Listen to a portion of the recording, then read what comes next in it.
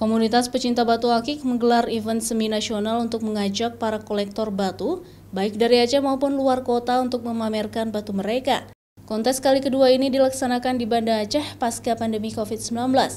Ada 221 kelas kontes yang dinilai oleh tim juri nasional, diantaranya kelas Idocrest, Blackjack, Kalsedoni, batu gambar, serta berbagai jenis batu giok Aceh lainnya. Batu ini dinilai dari 3 aspek, yaitu dari sisi pewarnaan, bentuk potongan batu, dan kebersihan dari cincin batu itu.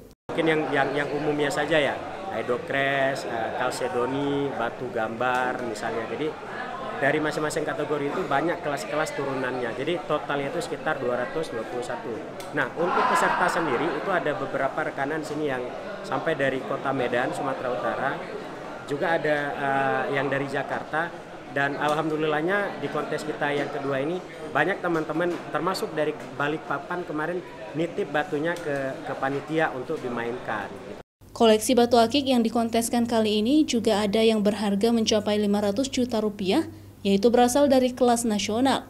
Sedangkan kelas lokal berkisar dari puluhan juta hingga 250 juta rupiah. Kita coba untuk membangkitkan kembali demam batu yang pernah ada di Indonesia di 5 tahun ke belakang.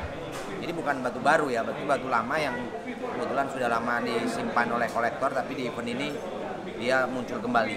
Kami kebanyakan mengikut kontes dalam jenis batu Idocrest. Kalau Idocrest kan banyak, Idocrest lumut, Idocrest solar, Idocrest biosolar. Cuma kita lebih dominasi dengan produk ataupun bahan Idocrest, yang lain tidak. Kalau dari dulu tuh dikenal dengan bahan Idocrest dari Nagan Raya dan Aceh Barat dari Panti Cermen. Keuntungan dari mengikuti kontes ini ternyata dapat menentukan harga pasar dari batu akik atau batu cincin tersebut. Jika sebuah batu cincin sering menang saat kontes, maka harga nilai jual batu ini semakin tinggi. Biasanya dibuktikan dengan segel yang disematkan oleh penyelenggara kontes batu tersebut. Nova Misdayanti, Kompas TV, Banda Aceh.